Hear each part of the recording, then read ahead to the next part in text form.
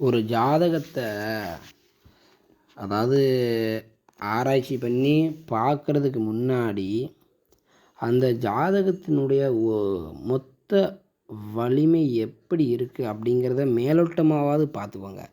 ஏன் சொல்கிறேன் பார்த்தீங்க அப்படின்னா, ஒரு ஜாதகத்தில் என்னதான் யோகமான திசையே வந்தாலுமே அந்த ஜாதகத்தினுடைய வலிமை என்னவோ அதற்கு தகுந்தாற் போல தான் அந்த கிரகம் தன்னுடைய பலனை அதனுடைய தசையில் கொடுக்கும்.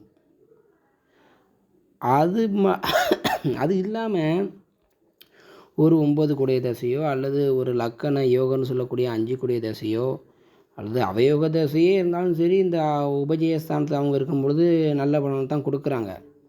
அப்படி இருக்கும் பொழுது சிலர் தவறான எண்ணங்கள் வந்துடுது. அதாவது எப்படி எண்ணங்கள் வருது அப்படின்னா, எனக்கு 5 கூடிய தசை 9 கூடிய தசை தானே, அப்போ நான் டாப்பில் வரணுங்களா, நான் ஏன் இந்த நிலையில் இருக்கிறேன், இந்த லெவலில் இருக்கிறேன் அப்படின்னு கேட்குறீங்க. உங்களுடைய ஜாதகத்தினுடைய மொத்த தரம் என்ன?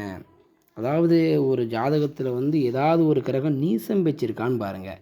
எங்கே நீசம் பெற்று நீச பங்கம் பெற்றிருக்கிறதா அப்படிங்கிறத பார்த்துக்கிறதும், இந்த நீசம் பெற்றாலே அதற்கு தகுந்தாற் போல் எந்த கிரகம் நீசம் பெற்று இருக்கிறோ அந்த கிரகத்தினுடைய ஆதிபத்தியம் என்ன, எந்த கிரகம் நீசம் பெற்றிருக்கோ அந்த கிரகத்தினுடைய காரகத்துவம் என்ன, 2 விஷயம் இருக்குது.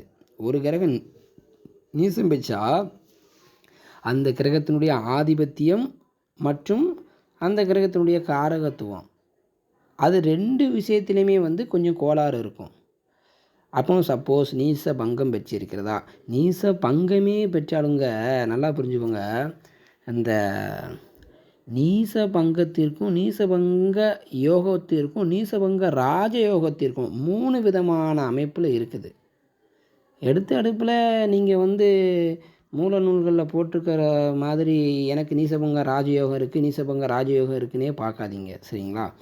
இதை எதுக்கு சொல்கிறோம் பார்த்தீங்க அப்படின்னா, நீசம் பெற்று நீச பங்கமாக இருக்கிறது, நீசபங்க அமைப்பு ஏற்பட்டிருக்கிறது, நீசபங்க ராஜயோக அமைப்பு ஏற்பட்டிருக்கிறது, இந்த மாதிரி அமைப்பில் இருக்குதா, அதுக்கு தகுந்தாற் போல் அந்த ஜாதகத்தினுடைய அமைப்புகளில் அவருடைய வாழ்க்கை தரம் அப்படியே அதை சார்ந்தே தான் போய்கிட்டு இருக்கும்.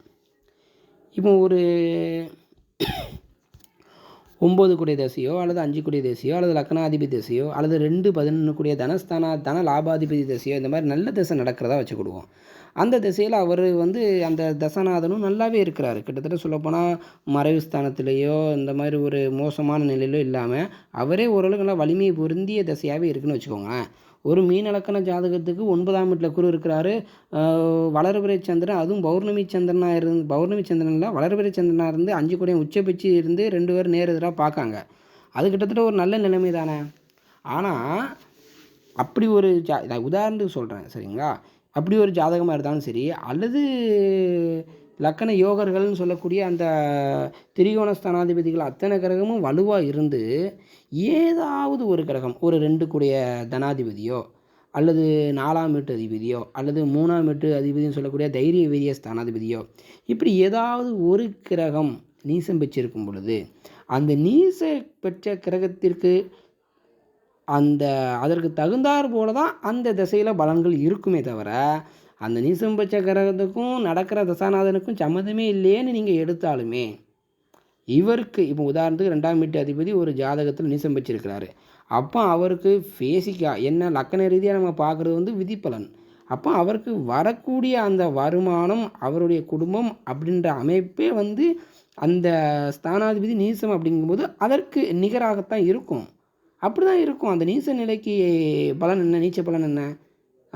ஒன்று இல்லாமலே போகிறது. சப்போஸ் நீச பங்கம் ஏற்பட்டிருந்தால் ஏதோ கிடச்சிருக்கு அப்படின்ற மாதிரி இருக்கும், சரிங்களா? இல்லை அப்படின்னு சொல்கிறத விட ஏதோ இருக்குது அப்படின்ற மாதிரி இருக்கும்.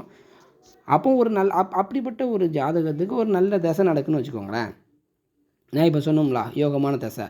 அப்போ யோகமான தசை நடக்கும்போது நீங்கள் என்ன கேட்குறீங்க அப்படின்னா, எனக்கு 2 கூடவே நீசமான என்ன 3 கூட நீசமான என்ன, எனக்கு தான் நல்ல தசை நடக்கலாம். எனக்கு இப்போ சுக்கர தசை 5 கூடிய தசை இல்லை 10 கூடிய தசை தர்மகர்மாதிபதி யோகத்துலேருந்து ஜம்முன்னு தானே இருக்கார், எனக்கு ஏன் அப்போ நல்லா ஒரு இந்த அமைப்பு இல்லை அந்த அமைப்பு இல்லை அப்படின்னு கேட்குறீங்க. எங்கே உங்களுடைய ஜாதகத்தில் தனஸ்தானாதிபதி நீச்சம் பெற்றிருந்தால் அல்லது 4 சுகஸ்தானாதிபதி நீச்சம் பெற்றிருந்தால் அதற்கு என்ன பலனை தர முடியுமோ அதுதான் உங்களுடைய விதி பலன், அதுதான் இருக்கும். ஆனால் அந்த தசையில் ஒரு பெரிய பாதிப்பு இல்லாத வண்ணமாக, அது ஒரு பெரிய நெகட்டிவ் தாட் இல்லாத வண்ணமாக உங்களுக்கு வாழ்க்கை கொண்டு போகுங்க.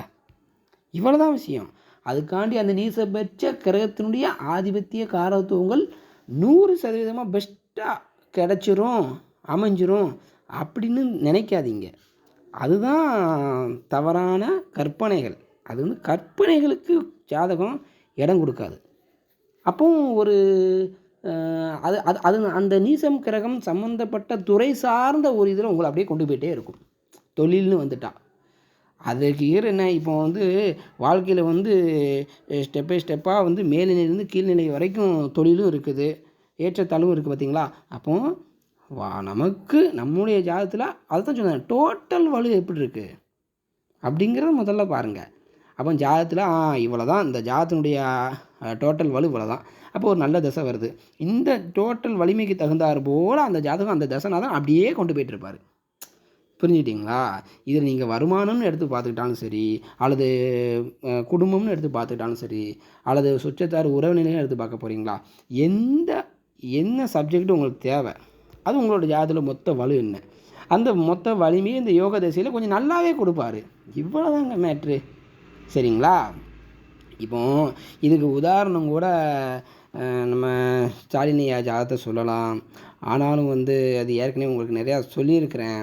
அதனால் வேறு ஏதாவது ஒரு ஜாதகம் வச்சு அடுத்த வீடியோவில் உதாரணத்துக்கு போடுறேன். சரிங்களா? இல்லை இந்த நிலைகளை நீங்கள் தெரிஞ்சுக்கிடணும், அதுக்கு தான் அந்த வீடியோ உங்களுக்கு எடுத்து கொடுத்துருக்குறேன்.